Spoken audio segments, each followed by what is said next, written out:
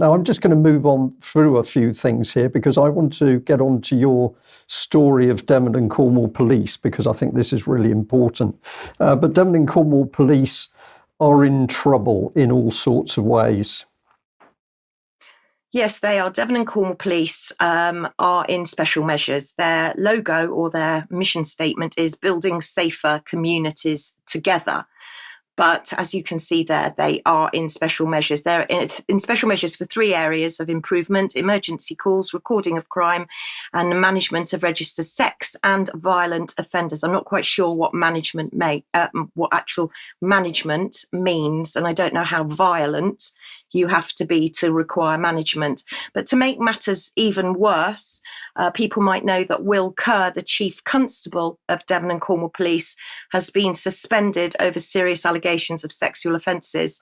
Now, he denies all allegations, but until this is sorted out and investigated, the gentleman taking charge is another Jim Colwell, who has actually admitted that he's working in far from ideal circumstances, but he ensures that morale remains strong.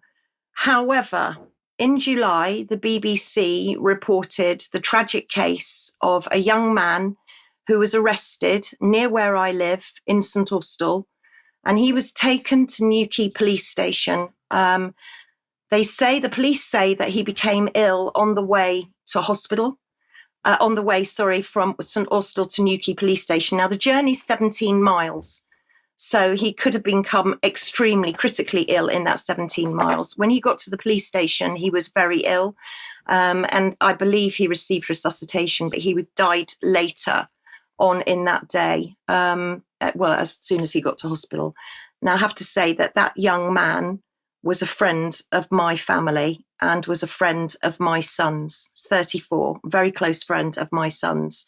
And I had heard through his friends and family that 2 police officers had been arrested for manslaughter, gross misconduct and negligence over this case.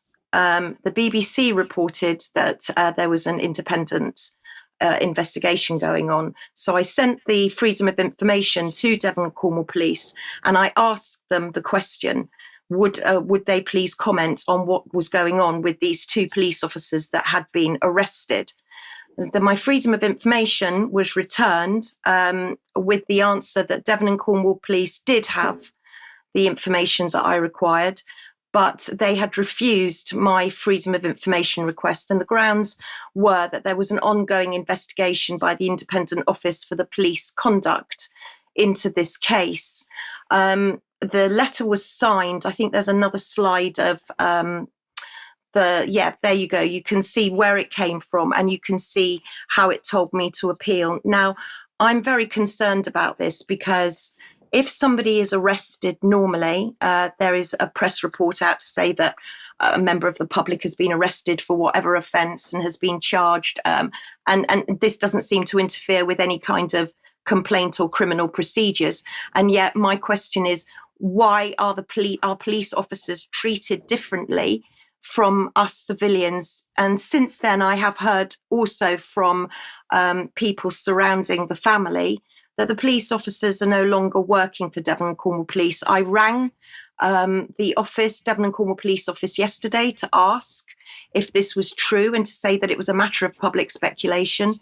And please would they comment, but they haven't commented as yet. But I'm extremely concerned that Devon and Cornwall Police are covering up information or not releasing information that I believe would be in the public best interest. And my condolences, my huge condolences to the family. Okay, Debbie, thank you very much for that. Very poignant. Well, what a state of affairs when Devon and Cornwall Police, not only in special measures, but all these things are happening around them. But of course, when it comes to the police and wrongdoing, very quickly, the public simply don't need to know. So Debbie's taken action here to try and dig out the information. Do you think we'll be seeing BBC's Mariana Spring attempting to get the truth out?